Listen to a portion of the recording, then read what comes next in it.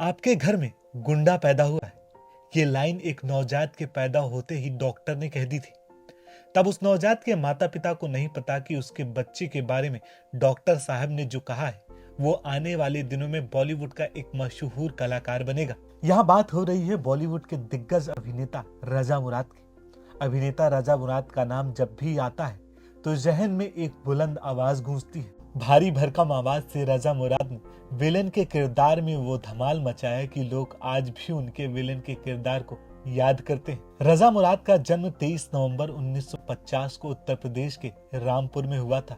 उनके पिता मुराद बॉलीवुड के सक्रिय अभिनेता थे। फिल्मी परिवार से ताल्लुक रखने वाले रजा मुराद का इंटरेस्ट बचपन से ही अभिनय की तरफ था, लेकिन इसके लिए कभी भी रजा ने अपने पिता के नाम का सहारा नहीं लिया। जैसे एक आम स्ट्रगलर इंटरव्यू पर इंटरव्यू देकर चक्कर काटता है, वैसे वो भी अपनी फोटो लेकर निर्माताओं के दफ्तरों में जाते थे। उन्होंने अपने फिल्मी करियर की शुरुआत साल 1965 में आई फिल्म जौहर महमूद इन गोवा से की थी। इस फिल्म में उन्होंने रहीम नाम के युवक का किरदार निभाया था। इसके बाद रजा ने अमिताभ बच्चन और जया भिदुड़ी की फिल्म एक नजर में काम किया। इस फिल्म में वो अमिताभ बच्चन के दोस्त और वकील की भूमिका में नजर आए थे। रजा ने कई फिल्मों में अभिनय किया, लेकिन पहचान उन्हें साल 1982 में आई फिल्म प्रेम रोग से मिली।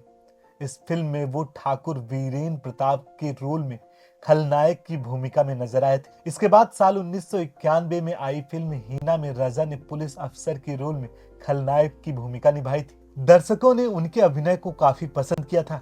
90 के दशक में बॉलीवुड में उनके नाम का सिक्का चलता था और वो बतौर खलनायक बॉलीवुड में अपनी पहचान बना चुके थे। उस दौर में वो खलनायक के रोल के लिए फिल्म निर्देशकों की पहली पसंद हुआ करते थे। बॉलीवुड के दिग्गज कलाकार रजा मुराद हाल ही में एक शो पर पहुंचे थे, जहां उन्होंने अपनी पर्सनल और प्रोफेशनल दोनों ही लाइफ से जुड़े कई मजेदार किस्से शेयर किए। शो के दौरान एक्टर ने अपने जन्म से जुड़े एक दिलचस्प किस्से को बताया। वो किस्सा था रजा मुराद के पैदा होने के तुरंत बाद का।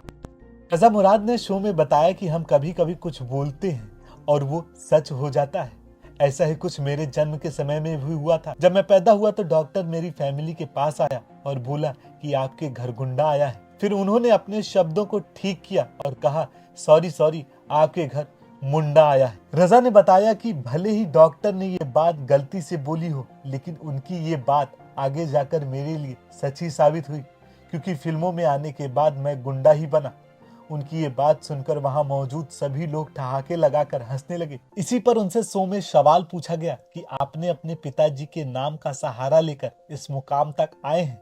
इस पर उन्होंने कहा कि मैंने कभी अपने पिता के नाम का सहारा लेकर यहाँ तक नहीं आया, बल्कि मुझे मालूम था कि अगर मुझ में दम है तो मैं इस इंडस्ट्री में अपनी जगह बना लूंगा। जितने भी एक्टर आए हैं सब अपने बलबूते आए हैं। अगर आपके अंदर टैलेंट नहीं है तो आप किसी के भी बेटे हो, उससे कोई फर्क नहीं पड़ता। रजा मुराद की पर्सनल लाइफ की बात करें तो रजा का बॉलीवुड सफर जितना शानदार रहा, उतनी ही मजेदार एक्टर की लव लाइफ भी है, क्योंकि रजा मुराद ने अपनी पत्नी समीना मुराद को देखे बिना ही शादी के लिए हाँ कर दिया था। जानकारी के मुताबिक उनकी पत्नी समीना मुराद उम्र में उनसे 15 साल छोटी हैं। इसकी वजह है कि रजा मुराद अपनी हर दूसरी फिल्म में लड़कियों को छेड़ने या फिर गैर कानूनी काम करते हुए नजर आए। इस वजह से एक समय था जब लड़कियों के बीच उनकी छवि ज्यादा खास नहीं थी। इसी वजह से रजा मुराद ने अपने परिवार के फैसले को अपनाकर समीना मुराद के साथ शादी कर ली थी। ये तो हो गए रजा मुराद के करियर और पर्सनल लाइफ की बात, लेकिन क्या आपको पता है कि रजा मुराद को राजनीति से भी कई ऑफर मिल चुके हैं? ये बात शायद ही किसी को पता हो कि रजा मुराद राजनीति में भी आने वाले थे, लेकिन ऐसा नहीं हो पाया। दरअसल साल 2019 के लोकसभा चुनाव में रजा मुराद को कांग्रेस ने टिकट ऑफर किया था, लेकिन उन्होंने बड़ी विनम्रता से चुनाव लड़ने से मना कर दिया। उनका कहना था कि चुनाव लड़ना एक जिम्मेदारी वाला काम है। फिल्मों की व्यस्तता की वजह से इस जिम्मेदारी को वो ठीक से निभा नहीं पाएंगे। खैर, आज रजा मुराद का जन्मदिन है। उनके जन्मदिन पर उनका ये किस्सा आपको कैसा लगा, हमें कमेंट बॉक्स में जरूर बताएं और ऐसे तमाम किस्सों कहानियों के लिए जुड़े रहे न्यूज़ बुक के साथ।